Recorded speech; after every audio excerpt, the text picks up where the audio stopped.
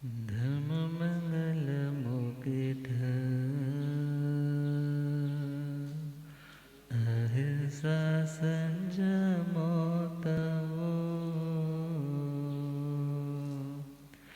देवा वेतन नमस्ते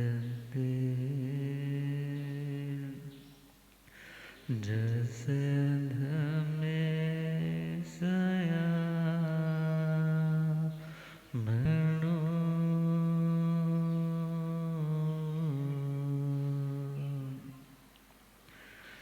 जे हाथ जोड़े गोरानो मेरी वंदना जे हाथ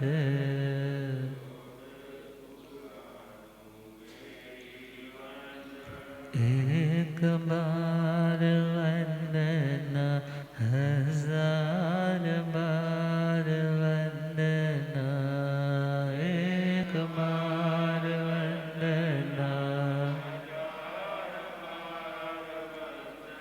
लाख बार वंदना करोड़ बार वंदना लाख बार वंदना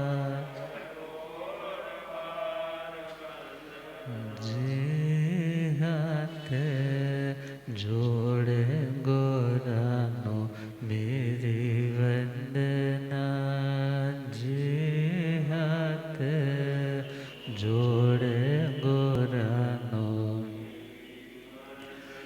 डगमग डोले नैया मेरे डगमग डोले मुझको है सतगुरु तेरे मुझको होठ है जी ऐसा भवसागर पार लंघना जी ऐसा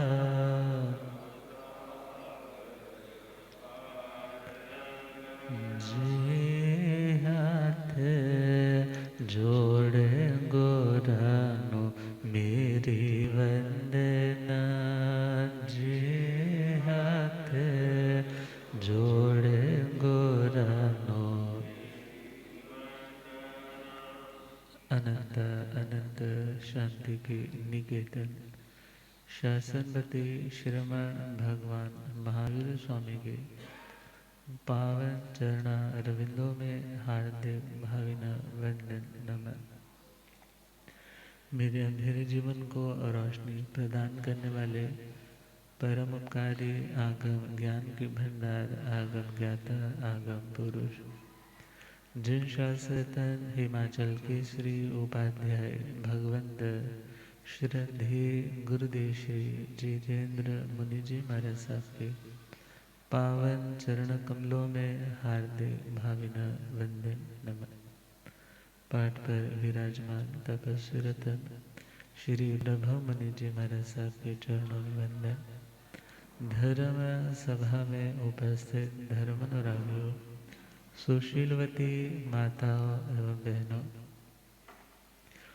असीम पुण्योदय से भाग्योदय से आप सबको संतों का समागम और वीतरागवाणी श्रवण करने का सुअवसर प्राप्त हो रहा है। श्रवण करते हैं श्री महावीर स्तुति 23वीं गाथा। उससे पूर्व आज का लौकिक पर्व दशहरा, जो असत्य के ऊपर सत्य की विजय को बताने वाला विजयदशमी इस नाम से प्रसिद्ध है। और विचार करना है, जैसे भारतीय सनातन संस्कृति के अनुसार श्री राम ने रावण का वध किया, मगर जैन रामायण के अकॉर्डिंगली देखे तो रावण प्रति वासुदेव थे और श्री रामचंद्र जी महाराज बलदेव थे और इन्हीं के भाई लक्ष्मण जी वासुदेव थे। तो लक्ष्मण जी के हाथों रावण का वध होता है। और कॉन्सेप्ट तो सेम है कि सीता को बचाने के लिए, सीता को वापस ले आने के लिए, और विचार करना है रावण की भले जिन भक्ति बहुत थी, अरिहंत धर्म के प्रति आस्था भी थी, मगर कोई गाढ़ कर्म कहो या उस व्यक्ति की अहंकार वृत्ति के कारण, क्योंकि जब व्यक्ति के पास अधिकार ज़्यादा आने लग जाते हैं तो व्यक्ति सोचता है मैं जो चाहूँ सो कर सकता हूँ। और उसी का ड्रॉबैक क्या निकला कि वनवास के दौरान उसकी जो बहन है, जो चंद्रनखा नाम आता है, दूसरी जगह शूर्पणखा आता है, तो किस प्रकार वो मोहित होती है, उनसे याचना करती है, मगर उनके द्वारा दुत्कारने पर वो भाई रावण को आकर के बताती। फिर किस प्रकार सीता का अपहरण होता है, वो सारी स्टोरी जैन रामायण में आती है।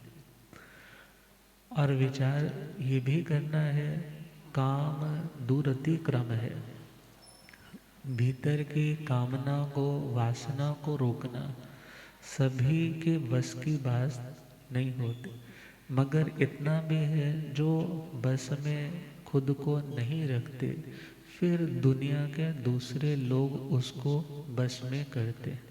अपा चेव दम्मे अवो अपा हु खलु दुदमो अपा दंतो सुही हुई असिंग लोए परतय। भगवान कहते हैं यदि किसी का दमन करना है, किसी को कंट्रोल में करना है, किसी को अपने पराधीन करना है, तो वह है आत्मा की बुरी प्रवृत्तियां। और जिसने खुद को समझाना, खुद को रोकना सीख लिया, फिर उसे दूसरों के द्वारा नियंत्रित होने का भय नहीं सताता।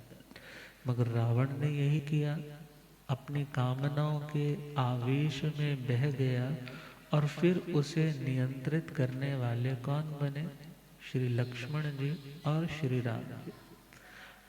और इसी के साथ साथ जब वो 14 साल वो वनवास के काट रहे हैं और उन दिनों में कष्टों के मानो पहाड़ गिर रहे हैं, मगर ऐसी कठिनाई में भी वो अपने पास आने वाले व्यक्ति की हेल्प करने से खुद को कभी रोकते नहीं। भले वो सुग्रीव का राज्य दिलवाना हो, भले वो अन्य साम्राज्यों को पुनः स्थापित करना हो, उनकी शरण में जो जो भी आता गया, वो अपने कष्ट को, अपनी दुविधा को, अपने उस हॉरिबल टाइम को एक और रख कर के उनकी हेल्प करने लग पड़ा। और उसका रिजल्ट क्या निकला? उनकी फेवर में आने वाले कितने लोग हो गए। और अक्सर व्यक्ति सोचता है यदि मैं कष्ट में हूँ तो मैं दूसरे की हेल्प कैसे करूँ, मगर उस हेल्प के कारण वो लोग जो कष्ट से निकले हैं वो भी आपके प्रति समर्पित हो जाते हैं। और वो समय भी आया जब श्री रामचंद्र जी, इन्होंने दीक्षा भी अंगीकार की, जब पुनः लौटा करके ले आए हैं। मगर खैर हम आज के प्रसंग पे मात्र एक शब्द ले, दशहरा। दशहरा का मतलब 10 का हरण करना। किसका हरण करना? 10 को नष्ट करना। यदि सनातन रामायण में चले, वाल्मीकि रामायण में, तो वहाँ 10 सिरों का वर्णन आता है। जैन रामायण में चले तो वो 10 सिर लगते थे, क्योंकि उस साधना के कारण उसको ऐसा लगता था, दुनिया को ऐसा लगता था। और विचार करना है वो 10 सिर कौन से हैं। तो यदि हम 23वें अध्याय की गाथा को उठाएं, श्रीमद् उत्तराधनजी सूत्र की, तो वहाँ पर हमें बहुत सुंदर सा आंसर मिल जाता है। एगे जिए जिया पंच पंच जिए जिया 10 10 हाहु जीर्णि ताणम सब सत्तु जीणामा। कि जिसने अपने एक मन को, अपने इस चित्त को कंट्रोल कर लिया, जीत लिया, उसने मानो अपने 5 शत्रुओं को कंट्रोल कर लिया। 5 शत्रु कैसे?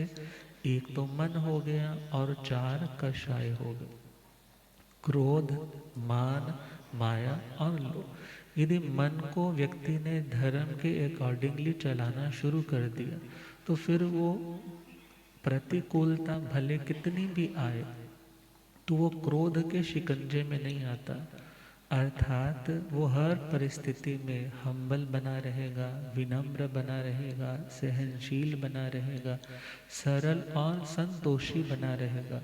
तो हमारे शत्रु बाहर के नहीं, बल्कि कौन से शत्रु? भीतर के शत्रु। और जिसने एक मन को जीता, उसने 4 इन कषायों को जीता। 1 और 4 कितने हो गए? 5। और पंच जिए जिया 10, जिसने इन 5 को जीत लिया, उसने अपने 10 शत्रुओं को जीत लिया। अब 10 कौन से? 5 तो ऑलरेडी हमने सुन लिए, और 5 इंद्रियां। 5 ये भी तो हमारे शत्रु है ना, जो क्योंकि जब कान हमारे कंट्रोल में नहीं होते, हम तो हर जगह पे यही सुनना चाहते हैं, आप बहुत अच्छे हैं, आप जैसा तो दुनिया में कोई नहीं, आप जैसा धर्मात्मा नहीं, आप जैसा तो उच्च साधना करने वाला नहीं। अब सुनना ही तो चाहते हैं ना, और जब कभी प्रतिकूल सुनने को मिलता है, तो उस टाइम व्यक्ति क्या हो जाता है? द्वेष में आ जाता है। अनुकूल सुनने को मिला तो राग आया, प्रतिकूल सुनने को मिला तो द्वेष आया। देखना भी अच्छा अच्छा चाहता है, सूंघना भी, चखना भी, स्पर्श भी, हर जगह अनुकूलता चाहता है। मगर जब अनुकूलता नहीं मिलती तो टूट जाता है, बिखर जाता है और नए कर्मों का उपार्जन कर बैठता है। मगर जिस आत्मा ने अपने मन को समझाया, उसने 4 कषायों को कंट्रोल किया। जिसने 4 कषायों को कंट्रोल किया, तो फिर वो अपने 5 इंद्रियों के विषय मिलने पे खुद को बहुत बड़ा अभिमानी मान करके, खुद को बहुत बड़ा समझ के दूसरों का तिरस्कार नहीं करेगा। सुखों में कमी आ रही है तो छटपटाएगा नहीं। दूसरों के सुखों को देख करके मन में किसी प्रकार का ईर्ष्या का भाव लाएगा नहीं, और दूसरों की रिद्धि हड़पने के लिए किसी छल कपट का सहारा लेगा नहीं। और जब मन में छल नहीं, कपट नहीं, लोभ नहीं, क्रोध नहीं, मान नहीं, तो इंद्रिय के विषय भले कैसे भी हो, उस आत्मा को प्रभावित नहीं कर पाए।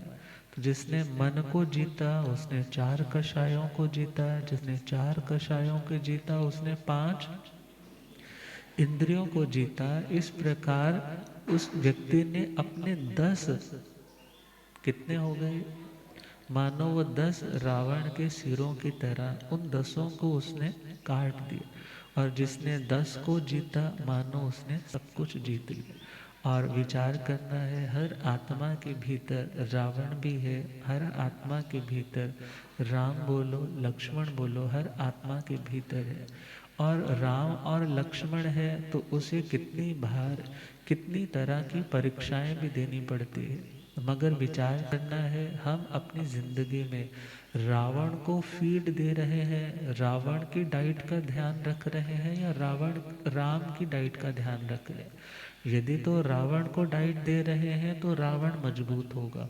और यदि आत्मा के राम पक्ष को हम फीड दे रहे हैं, सत्संग में जा रहे हैं, सामायिक स्वाध्याय कर रहे हैं, नियम व्रत पाल रहे हैं, विनम्र रह रहे हैं, इन गुणों का यदि अभ्यास कर रहे हैं, तो रावण एक दिन जरूर हारेगा। क्योंकि राम को आपने पौष्टिकता दी है, मगर यदि राम को पौष्टिकता नहीं मिली, अच्छे संस्कारों को फीड नहीं दिया, तो हमारे बुरे संस्कार हमेशा हमें पराजित करते रहेंगे, हमारे ऊपर हावी होते रहेंगे।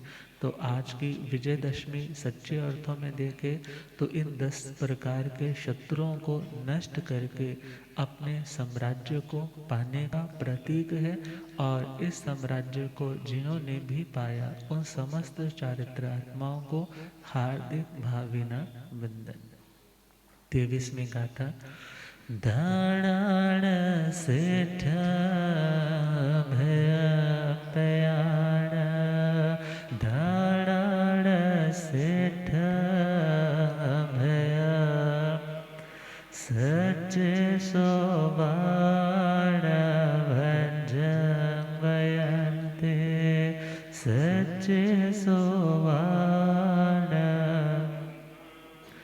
धवे सुवात मम्मा चेरा, लोगोत में समणे नाय पोते, पोचिंग सोड़ा समणा माणाया, पोचिंग सोड़ा समणा अंगारेणोया भरते थे आया, अंगारेणोया।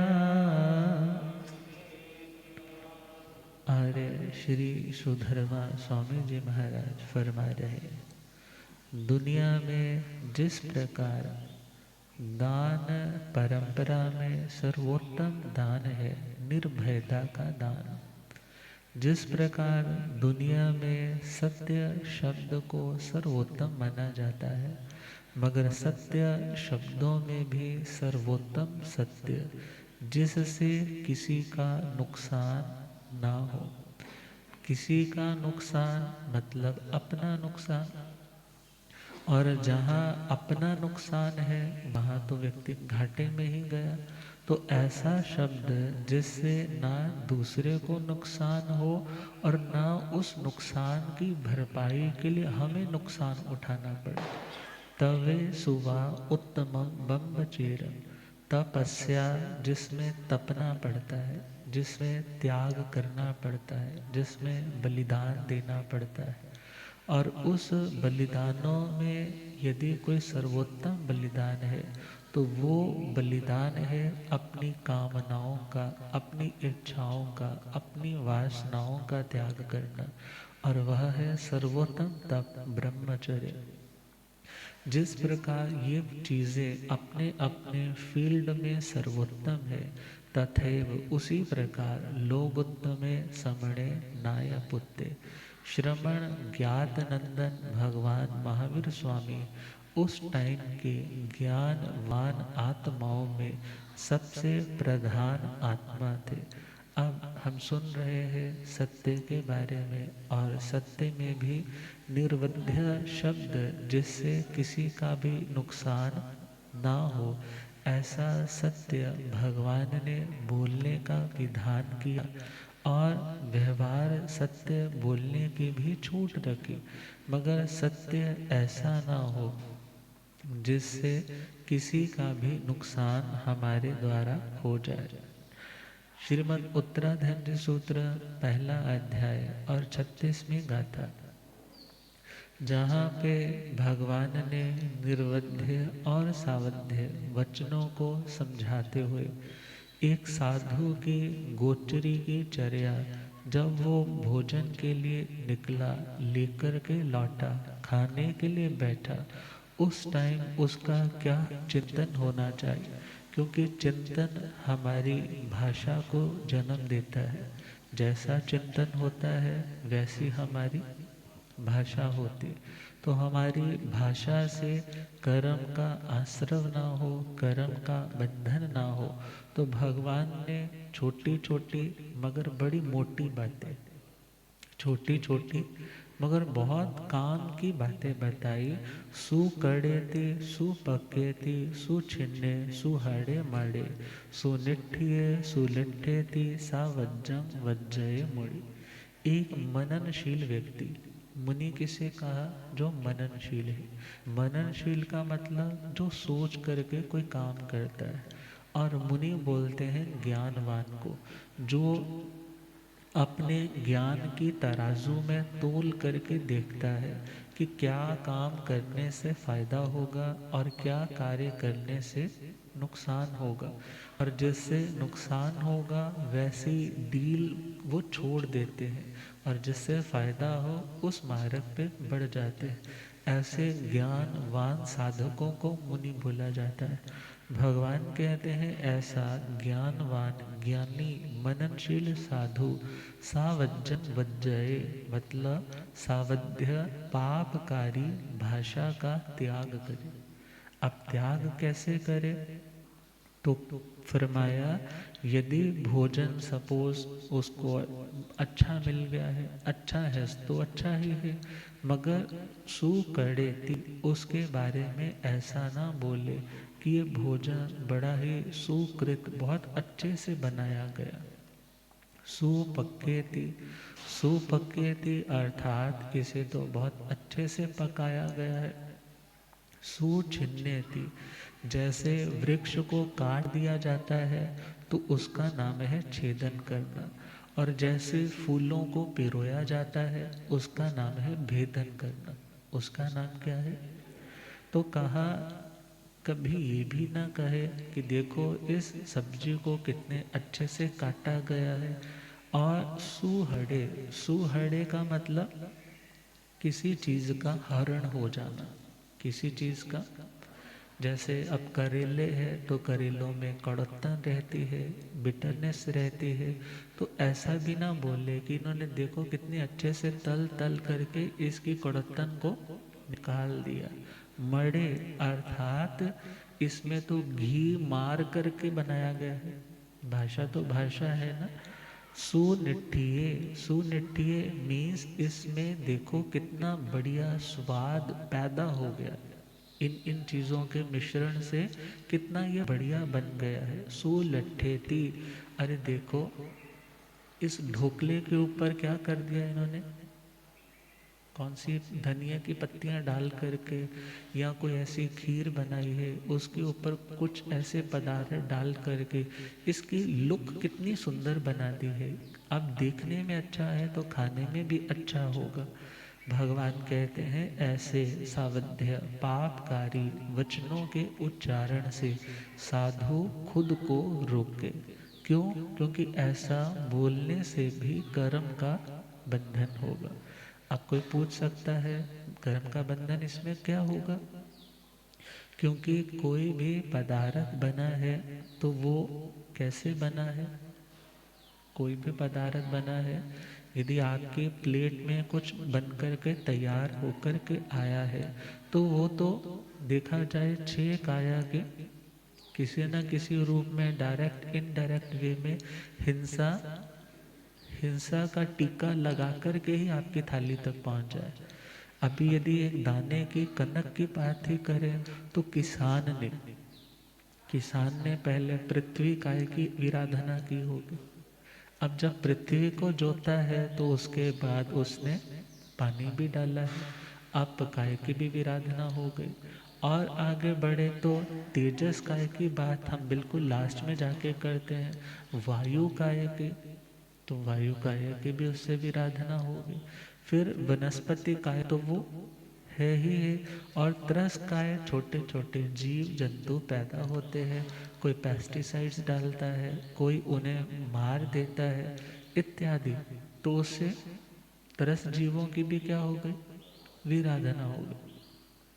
अब फिर जब वो पका है, पकने के बाद उसकी कटाई हुई है, अब तो पूरी तरह से उस वनस्पति काय की विराधना, उसके साथ जो छोटे छोटे जीव थे उसके आश्रित थे उनकी भी विराधना हो रही। और जब वो लोड करके टरालियों में, हाँ ट्रैक्टर्स में डाल करके आ रहा है, तो टराली वाले ने कोई नीचे पूंछ पूंछ करके देख देख करके चल करके तो टराली लेकर के नहीं आनी है। वो तो कैसे आएगा, जैसे उसका एक फ्लो है। अब मंडी में आया है तो मंडी में भी उसको ऐसे ढेर लगाया है, यतना से तो उसको बिछाया नहीं गया है। अब उसको खरीदारी के माध्यम से पैकिंग वगैरह करके वो आपके पास तक पहुंच, फिर उसको पिसवाया भी है, पिसवाने के बाद फिर उसमें पानी डाला है, उसको पिसवाने के बाद गूंथना है, फिर तवा रखा है, फिर अग्नि जलाई है।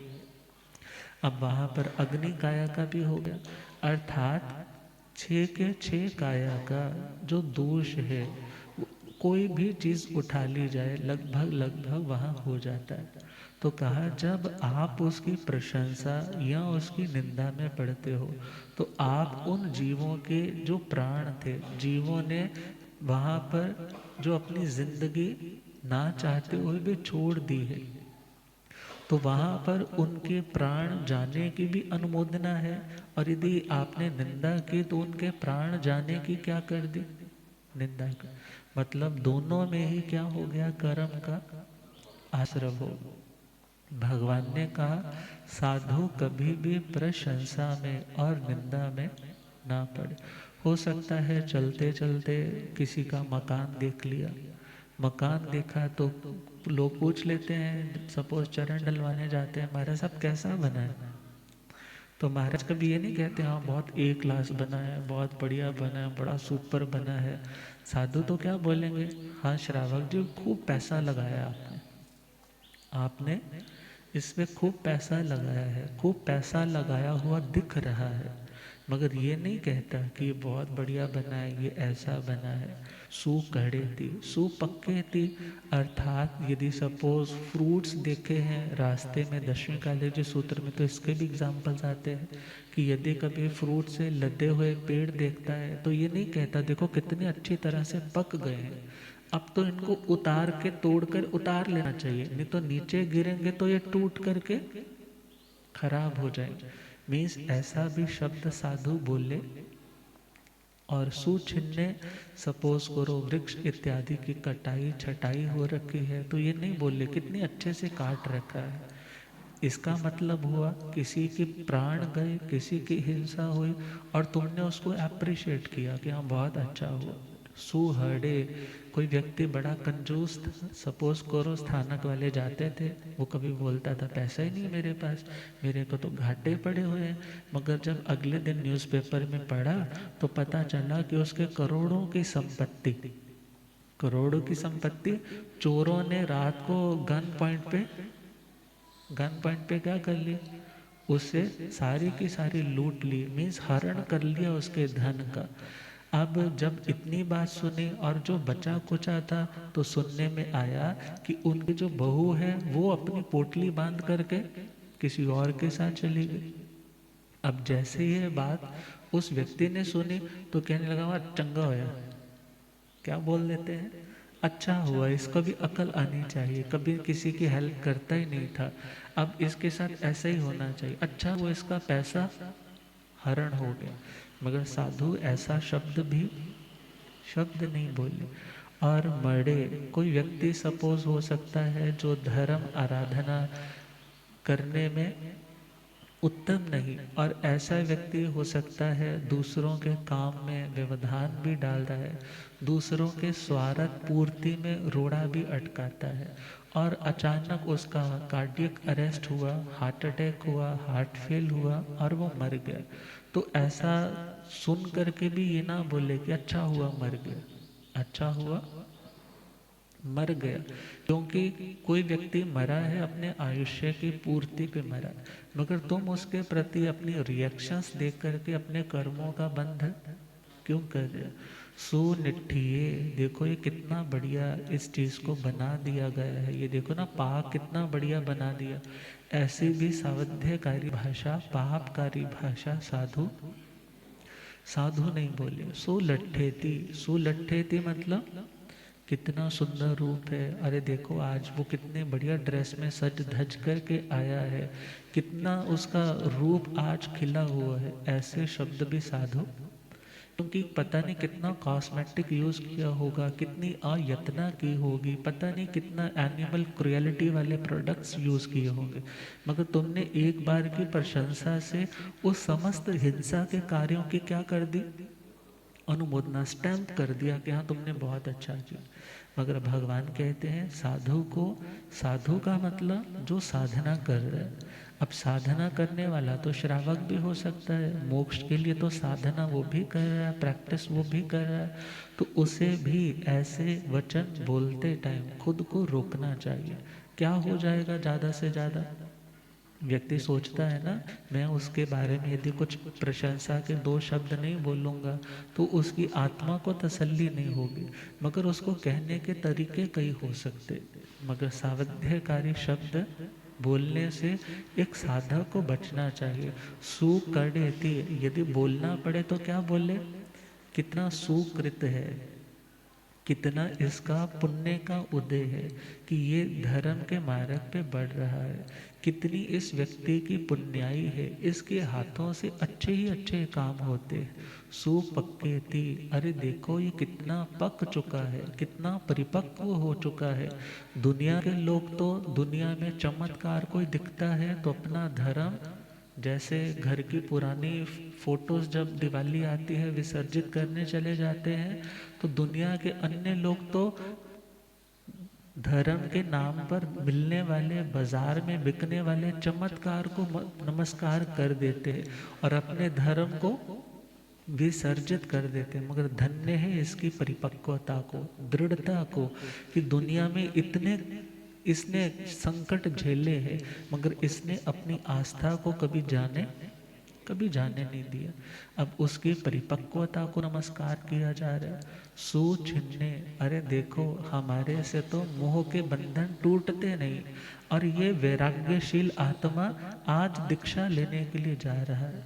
धन्य है इसकी आत्मा को जिसने मोह के बंधनों का छेदन कर दिया। सुहृदे, सुहृदे मीन्स देखो इन दो भाइयों के बीच में कितनी शत्रुता थी, मगर धन्य है इस भाई को जिसने गुरुओं के कहने से, गुरुओं के मात्र एक संदेश से अपने इतने सालों की चली आ रही उस शत्रुता को निकाल करके दूर कर दिया, और इसने सामने वाले के हृदय से भी शत्रुता का हरण कर लिया।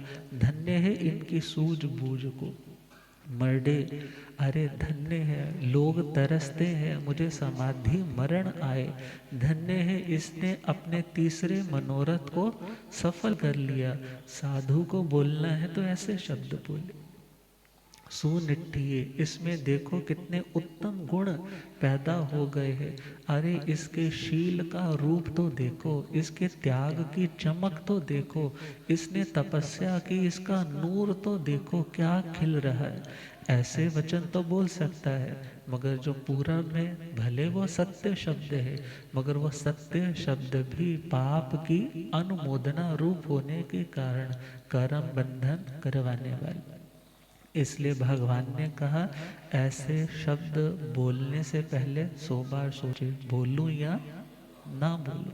और विचार करना है, बहुत बार व्यक्ति अपने स्वार्थ की पूर्ति के लिए गलत सामने वाले को गाइड करने लग जाता है, और वो गलत जो गाइडेंस है वो भी तो उस व्यक्ति को कितने घोर अंधकार में लेकर जाने वाले। कहते हैं एक बार एक पंडित जी, एक महाराज को भागवत सुनने का शौक बहुत था, तो उनको रोज भागवत सुनाने जाते, और जब भागवत सुना कर के लौटने लगते तो महाराज उन्हें 10 सोने की मोहरें देकर करके विदा करते। अब रेगुलर क्रम चलता रहा, और एक समय आया कि पंडित जी को कोई विशेष काम था, तो वो चाहते थे कि हमारा जो एक रूटीन वर्क है वो खराब ना हो जाए। बेटे को बोला, बेटा तुमने भी भागवत पढ़ लिया है तो कल जाकर के भागवत तुमने उनको सुना करके आना। बोला ये ठीक है।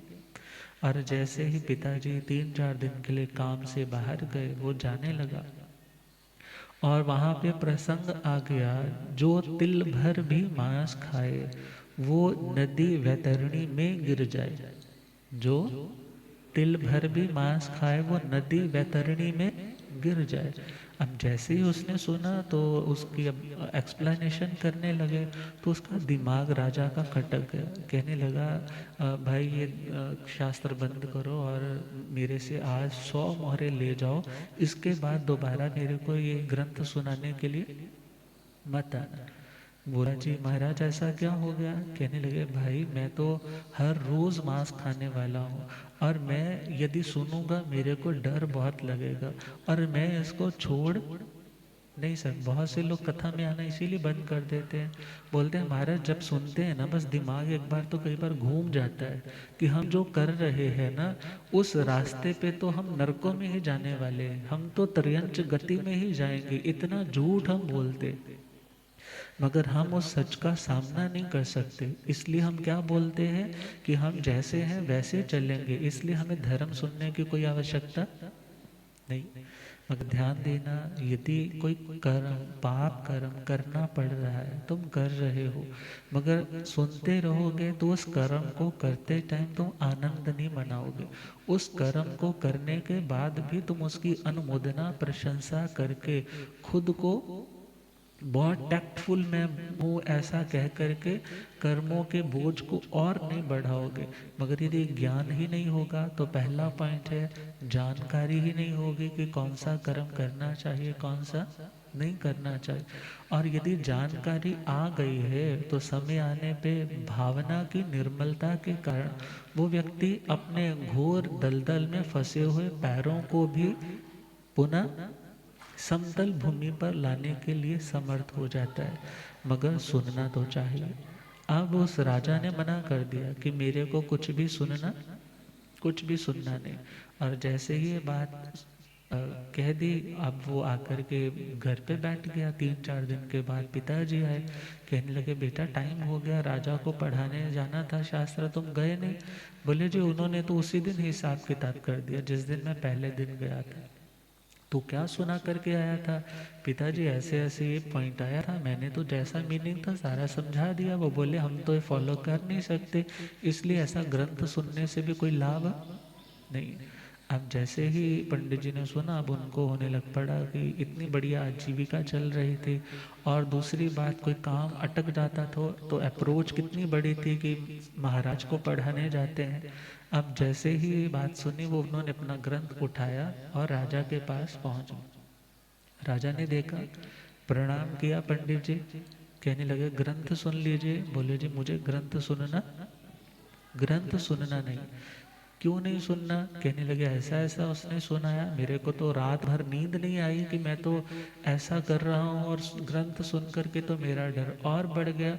तो मैं तो धर्म इसलिए सुन रहा था कि मेरा मन शांत हो जाए। अब जैसे ही उसने ये बात सुनी तो पंडित जी अपनी चालाकी से वो कहने लगे महाराज अच्छा वो लाइन कौन सी थी जिस पर उसकी व्याख्या सुनकर आप अटक गए भटक गए? वो यही लाइन थी ना कि जो तिल भर मांस खाए वो नदी वैतरणी में गिर जाए। कहने लगे हाँ बिल्कुल यही लाइन थी। महाराज मेरा बेटा ना अभी नया नया है और वो कच्चा है, अब उसको पूरी व्याख्या करनी आती, पूरी व्याख्या करनी नहीं आती। वहां पर लिखा है जो तिल भर मांस खाए वो नदी वैतरणी में गिर जाए। मगर आप बताइए आप कितना मांस खाते हैं? आप तिल भर खाते हैं या ज्यादा खाते हैं? बोले जी मैं तिल भर थोड़े खाता हूँ, मैं तो काफी अच्छी क्वांटिटी में खाता हूँ। महाराज क्योंकि वैतरणी नदी जब पार करनी है ना, तो नदी जब पार करनी है तो ताकत होनी चाहिए, और जब आप अच्छे से मांस खाते हैं तो आप पार कर जाओगे। और जो तिल भर खाता है वो क्या हो जाता है? रास्ते में गिर जाए। अब विचार करना है, ऐसे अर्थ का अनर्थ करने वाले, ऐसे शास्त्रों के अर्थ का बिल्कुल ही कबाड़ा करने वाले लोग, वो तो डुब्बाणा डुब्बाणा डुबोयाणम बोले, खुद भी डूबने वाले होते हैं और औरों को भी। पर्वत के बारे में भी स्टोरी चलती है, पर्वत वसु और नारद की जो मिश्र भाषा के बारे में स्टोरी आती है। अब पर्वत के जो पिता थे वो तो यही बोला करते थे अजेर यष्टव्यम, मीन्स अज मतलब जो पैदा हो नहीं सकते, ऐसे पुराने निर्जीव जौ से यज्ञ करना चाहिए। मगर वो क्या अर्थ कर रहा था कि बकरे से यज्ञ करना चाहिए, बकरे की बलि दे करके यज्ञ करना चाहिए। ऐसे ऐसे अनर्थ जब होने लग जाते हैं तो वहाँ पर व्यक्ति धर्म को सही अर्थों में पहचान नहीं पाता। सिंपल सी बात है, जहाँ दया है वहाँ धर्म है, और जहाँ दया नहीं वहाँ धर्म भी नहीं। तो जिनकी भाषा में भी दया रहती है, जिनके शब्दों में, जिनकी डिक्टेशंस में, जिनकी डायरेक्शन में, जिनके सारेमेंट्स में हमेशा दया झलकती है, जो ना तो सावध्यकारी, निश्चयकारी, मरमकारी, कठोर, कर्कश, तीखा सत्य बोलते हैं, और ना कभी झूठ बोलते हैं, और ना कभी मिश्र भाषा बोलते हैं, ऐसी आत्माएं ही वंदनीय होती है। और ऐसी आत्माएं ही एक दिन उस भगवत्ता को, उस भगवान के परम स्थान को प्राप्त करने की अधिकारी बन सकती। वीर प्रभु भगवान को कैसे जाने, वीर प्रभु भगवान को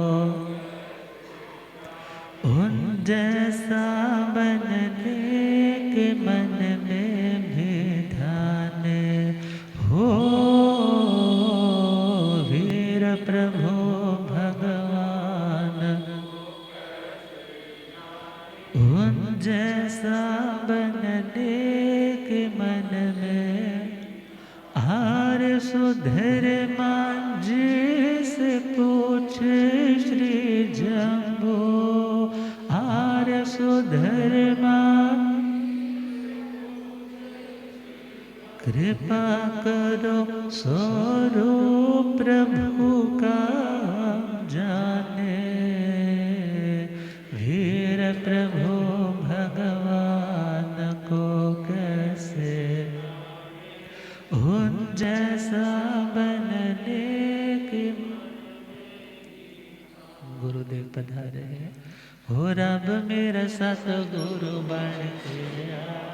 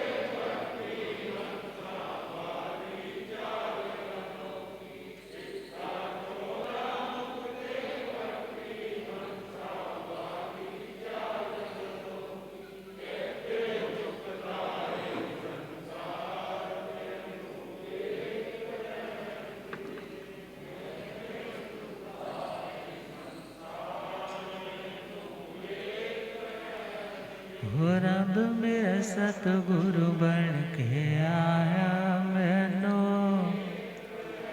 भूलिया गंग्याता आगम पुरुष जन शास्त्र तन हिमाचल केसरी उपाध्याय भगवंत श्रद्धे गुरुदेव श्री जितेंद्र मुनि जी। तो अगला पॉइंट आएगा तवे सुबह उत्तमम ब्रह्मचर्यम, उसके बारे में आप कल चर्चा करेंगे। आप श्रद्धेय गुरुदेव जी महाराज साहब कृपा करें। ओम शांति।